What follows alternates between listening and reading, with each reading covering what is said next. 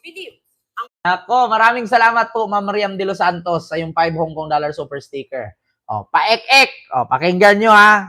Naman daw believe ang common law wife ni dating Pangulong Rodrigo Duterte na si Hanilet Avancenia sa investigasyon. Nako, Aimee. Paano yan? Yung pangalawang asawa, kung hindi masarap si number 1, kung hindi masarap ang number 1, may number 2. So, syempre, ito ang papaniwalaan ngayon ng mga bubong DDS kasi ito yung present wife ni Digong. Asawa na nagsalita. Kung ang anak nga pinaniwalaan, paano pa ang asawa? O, Aimee, paek-ek lang daw yan, hindi daw believe sa'yo. Ito nga sabi ko sa inyo mga kababayan, Aimee, Manang, naimbag na rabii, alam ng tao na kahit magsirkubalintong ka dyan, kahit pa barilin mo si BBM, Marcos pa rin ang apelyido mo. Kung kapatid mo nga, kinakalaban mo, sila pa kaya na hindi mo kaano-ano, mga DDS? Manang, hindi ka talaga papaniwalaan ng mga DDS. Ito Manang, explain ko sa'yo.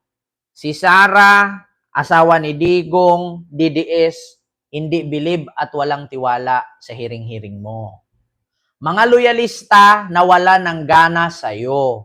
Mga kakamping matagal nang ayaw sa inyo. Sumuporta lang sila sa inyo kasi maganda ang ginawa ng kapatid mo. Pero hindi ka kasali doon. Ulitin ko, Manang. Si Sara, asawa ni Digong, at mga DDS, hindi believe sa'yo. Kasi kung ginawa mo nga yan na traidorin mo ang kapatid mo at kahit magbalit ka ng balat, Marcos ka pa rin. So, hindi sila magtiwala sa'yo. Kaya huwag kang mag-expect na iboto ka nila. Ngayon, sa loyalista naman na inaasahan mo na iboto ka, na wala ng gana sa'yo. Bakit? Ano bang itatawag ng loyalista sa'yo? Marcos ka. Marcos presidente, kinalaban mo. Di ba traidor ang tawag doon? Nawalan sila ng gana sa'yo, hindi ka iboboto. Ngayon, huwag mong sabihin na ang kakamping, kakampihan ka. Huwag kang mag-expect, Manang. Noon-noon pa man ang kakamping ayaw na sa inyo. Di ba? Kaya ang tanong ngayon, Manang, saan ka pulutin? Sa kangkungan. Di ba? Hindi ka mananalo. Ito simpleng sabi lang to, hindi ako sumisigaw, hindi ako nagmumura. Itigil mo na yan habang maaga pa. Napaplastikan na kasi ang tao sa'yo. Mangusin nga ta apelyido mo Kapatid mo yata si Francis Leo Marcos Kayo ata ang totoong magkapatid Bagtit. Di ba? Kabsat. Abiyag, apo, lakay. Nawawala ng tiwala. Alam nyo, sa totoo lang, yung makikipagplastikan ka at magkaroon ka ng maraming kaibigan, normal na yun Pero yung tiwala, hindi mo mabibili yan. Bibigyan mo man kami ng tag-1 milyon para iboto ka, yes, tatanggapin natin. Pero yung sinabing iboto, hindi. Mahirap kasi ang tiwala hanapin, Manang. Tigil mo na yan. Habang maaga pa, magbago pa isip ng mga butante. Mananalo ka. Kahit gagastos ka ng 1 bilyon dyan, hindi ka na mananalo. Maniwala ka sa akin, Manang. Ang mga loyalista na sa tingin mo iboboto ka, nawawalan ng gana sa'yo. Kami na mismo mga content creator. Kami na mismo mga influencer.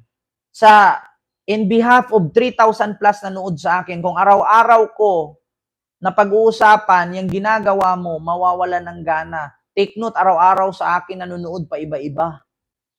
At take note, hindi tayo bumababa sa 1,000 nanonood sa atin kada live. Imposibleng hindi magigising ang mga nanonood sa akin. Sa tingin mo, ibuboto ka pa nila? Hindi. Huwag kang mag-expect na ang kakamping iboto ka. Noon pa man ang kakamping ayaw sa iyo, ayaw sa inyo mga Marcos. Ngayon lang sila sumuporta kasi nagustuhan nila ang performance ni BBM. Pero sa iyo, hindi. Pangalawa, yung loyalista na sinabi mo na nagpapanalo sa tatay mo kay BBM, pero hindi sa iyo. Nawala na din ng gana. Pangatlo, yung DDS na 50-50, Sa tingin mo, iboboto ka niyan? Isa lang naman sabihin ng DDS, kung ang kapatid mo nga, trinidor mo, sila pa kaya na hindi mo kaano-ano? Di ba?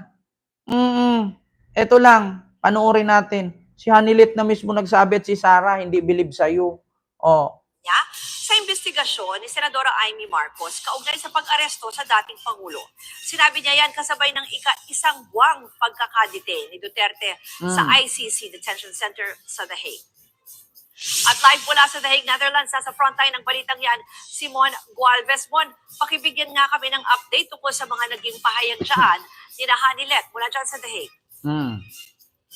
Ruth, magkahalong tuwa at lungkot ang nararamdaman ngayon ng common law wife ni dating Pangulong Rodrigo Duterte na si Hanilet Avancenia at anak nito na si Veronica Kitty Duterte. Bukod kasi sa birthday ni Kitty kahapon, isang buwan na nga rin mula nang arestuhin at dalhin dito sa The Hague ang dating Pangulo. Nakisalong mag-ina na sina Hanilet at Kitty sa mga pagkain inihanda ng mga Duterte supporters sa labas ng ICC Detention Center kahapon. Ang birthday daw nila ito kay Kitty na nagdiwang ng kanyang ika-21 taong kaarawan. Tanging sayaw lang ang nairegalo raw ni dating Pangulong Duterte sa anak nang bisitahin siya kahapon. Maayos pa rin naman daw kondisyon ni former PRRD na umaasang makakauwi na sa Pilipinas para may paliwanag daw ng personal ang mga nangyari. Naging emosyonal naman si Hanilet ng pangunahan ng pagdarasal sa labas. Bukod kay Kitty at sa Duterte supporters, sinama rin ni Hanilet sa dasalang dating Pangulo. Hindi raw nila maiwasang magtanong na kung sino pang gumawa raw ng matino sa bansa ay siya pang nakulong ngayon. Kasunod dito, hindi na raw umaasa si Hanilet na may mapapala sila sa ginagawang investigasyon sa Senado sa pangunguna ni Senadora Amy Marcos. Pino na rin ng common law partner ng dating Pangulo ang kaliwat ka ng krimeng nararanasan sa kasalukuyang administrasyon. Narito ang kanyang pahayag. Hindi ako niniwala sa kanya. Bakit po? Tanong siya na ano ba talaga nangyari? Pa-ek-ek na lang. Congratulations ha sa Pilipinas. May kinidnap at pinatay na naman. Ganyan ang gusto nyo? Sige, congratulations. Number, di ba nakita mo yung survey sa dalawa sa cities ng Pilipinas ang dangerous place? Congratulations again. Oo, marami. Oy, Mayor Hani Lacuna, dangerous place ka daw, sabi ni Hanilet. Banatan mo na to. Mayor Hani Lacuna ng Maynila. Dangerous place ka daw. Nako, sa Asia, Pacific region. Manila daw ang pinaka-high crime rates. Nako, Hani Lacuna, binanatan ka ni Hanilet, Ayun, Hani Lacuna. Tignan mo, pakinggan mo, Ulitin ko, nabasa mo sa survey. Dalawang city daw sa Pilipinas, dangerous place. Hani Lacuna, Manila daw, Ano ba talaga nangyari? Pa-ek-ek na lang. Congratulations ha sa Pilipinas. May kinidnap at pinatay na naman. Ganyan ang gusto nyo? Sige, congratulations. Number, di ba nakita mo yung survey sa dalawa sa cities ng Pilipinas ang dangerous place? Congratulations again. Maraming nangyari. Congratulations, PBM. Diba? Hanilet, Hani Lacuna. Manila daw, isa sa dangerous place. Sabi ni Hanilet Avancenia. Naku, Hani, asawa ng dating presidente yan, nagsalita. Dangerous daw ang Maynila, Hani Lacuna, Nako, delikado yan, Hani Lacuna. Binira ka ng asawa ni Digong. Manila daw, isa sa pinaka-dangerous place, City of the Philippines, Ala, Hani Lacuna. Nako, patay. Di ba? Pwede naman natin hanapin dito. Hani Lacuna, i-search natin, dito naman natin malaman yan. Totoo ba talaga, sabi ni Hanilet na Manila is a dangerous place? Manila. Nako. Dangerous city. Ala. Ayan, Ala, ito na nga. Basahin natin, Yes. Yes, some reports and ayan Hani Lacuna. Yes, some reports and studies indicate that Manila can be considered a risky city.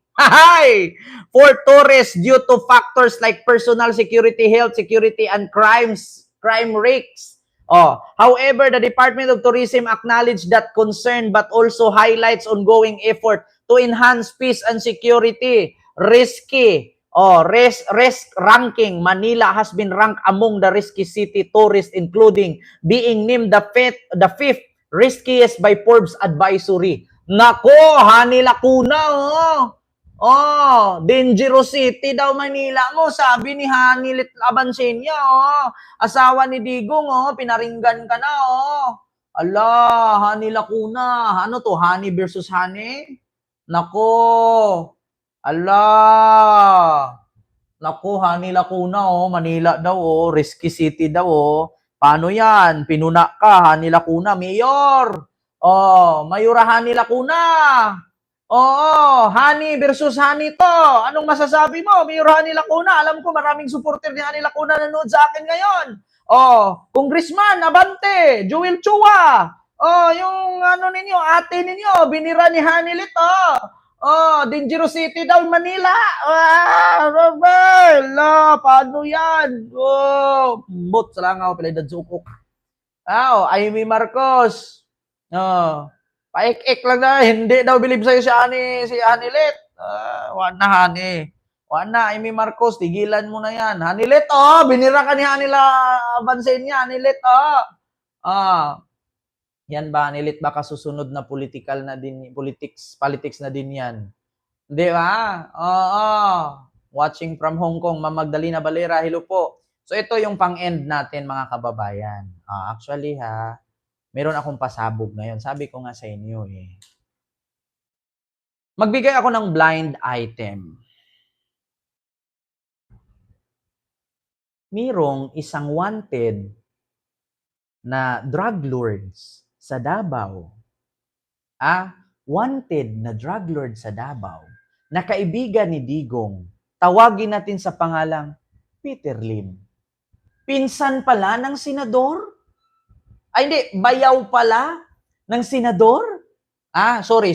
Bayaw. Sinong senador ang bayaw ni Peter Lim na kaibigan ni Digong? Hala!